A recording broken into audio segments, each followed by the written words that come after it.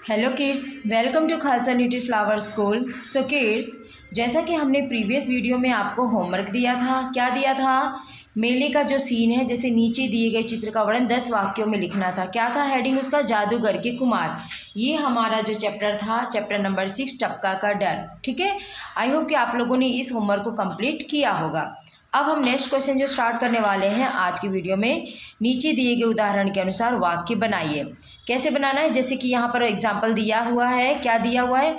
उदाहरण, बिल्ली बिल्लियाँ, मेरे घर में बिल्ली है, मेरे घर में बिल्लियाँ हैं। मतलब एक वचन, और यहाँ पर हम इसको चेंज करेंगे बहुवचन में। ओके, तो चलिए शुरू करते हैं इसे लिखना।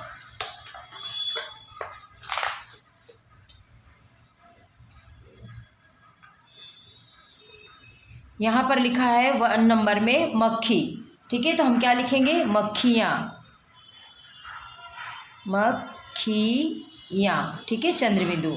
अब इसका वाक्य प्रयोग करेंगे। मक्खी रोग, मतलब बीमारी, रोग का घर है। मक्खी क्या है? मक्खी रोग का घर है। इसको ट्रांसलेट कैसे करेंगे? मक्खियाँ, मक आधा क ख या, मक्खियाँ गंदगी, गंदगी, गंदगी में रहती हैं, रहती हैं। ओके, 2 नंबर, लड़की का क्या हो जाएगा? लड़कियाँ, लड़कियाँ, यहाँ के ऊपर चंद्र बिंदु। अब वाक्य प्रयोग करेंगे। लड़की पुस्तक पढ़ रही है। ठीक है, लड़की पुस्तक पढ़ रही है। तो अब इसका ट्रांसलेशन दोबारा कैसे करेंगे बहुवचन में? लड़कियाँ पुस्तक, लड़कियाँ पुस्तक पढ़ रही है। ओके, अब नेक्स्ट 3 नंबर, रोटी। तो क्या लिखेंगे? रोटियाँ। ओके, रोटी, एक रोटी मतलब एक अगर है तो रोटी, बहुत सारी है तो बहुत सारी रोटियां डब्बे में रखी हुई हैं। तो इसका ट्रांसलेट कैसे करेंगे? वाक्य बनाओ। रोटी नरम, रोटी नरम नरम थी। ओके, फिर से, रोटियां, रोटियां, रोटियां नरम नरम नरम थी। राइट। 4 नंबर, चूड़ी। चूड़ी का क्या हो जाएगा? चूड़ियाँ। सबको चूड़ियाँ पसंद है ना पहनना? चूड़ियाँ। वाक्य बनाएंगे। उसने, यहाँ पर आप कोई भी गर्ल्स का नाम भी लिख सकते हो। उसने चूड़ी पहन, उसने चूड़ी पहन रखी थी। ठीक है, उसको फिर से बनाएंगे बहुवचन में। उसने चूड़ियाँ, उसने चूड़ियाँ पहन रखी थी। हो गया। इस तरह से हमारा यहाँ पर वाक्य कंप्लीट हो गया। चूड़ी का चूड़ियाँ, रोटी का रोटियाँ, पुस्तक का पुस्तकें, लड़की का लड़कियाँ और मक्खी का मक्खियाँ। अब है नेक्स्ट क्वेश्चन, सोचिए और उत्तर लिखिए। क्या लिखा है? सोचिए और उत्तर लिखिए। क्वेश्चन है, तुम्हारे गांव में कैसे कैसे घर हैं? ठीक है, तो चलिए इसका आंसर लिखते हैं। गांव में किस तरह के घर होते हैं? हमारे गांव में, हमारे गांव में मिट्टी, म आधा टा बड़ी टी, मिट्टी के, फिर सीमेंट, मिट्टी के, सीमेंट के, और झोपड़ी, झोपड़ी जैसे घर हैं। ठीक है। क्वेश्चन नंबर 2, तुम्हारा घर किन किन चीज़ों से बना है? तो लिखेंगे, मेरा घर ईंट, चूना, पत्थर, ईंट, चूना, पत्थर और सीमेंट सीमेंट सीमेंट आदि आदि चीज़ों से बना हुआ है। ठीक है, से बना हुआ है। ओके, फिर क्वेश्चन नंबर 3, छप्पर किन किन चीज़ों से बनता है? तो लिखेंगे आंसर, छप्पर घास फूस और लकड़ियों छप्पर घास फूस और लकड़ियों से बनता है। ठीक है, समझ में आ रहा है आंसर आपको किस तरह से वर्कबुक में लिखना है। फिर 4 नंबर, बरसात के मौसम में क्या क्या होता है? तो लिखेंगे आंसर, बरसात के मौसम में बिजली चमकती है। बरसात के मौसम में बिजली बरसात के मौसम में बिजली चमकती है। ठीक है, बिजली चमकती है। बारिश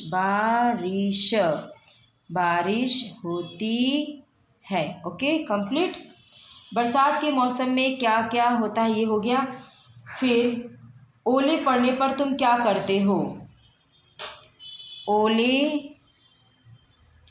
पड़ने पर हम उन्हें खाते हैं। हम उन्हें खाते हैं और उनसे खेलते हैं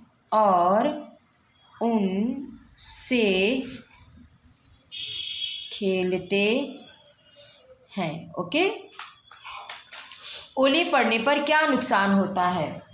ओले पड़ने पर कच्चे घरों को ओले पड़ने पर कच्चे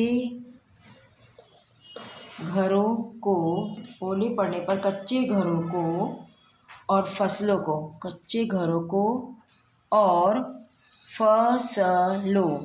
फसलों को नुकसान होता है। ओके, बुढ़िया मन ही मन क्यों झुंझला रही है? तो उसका आंसर लिखेंगे, चूल्हे पर पानी टपकने से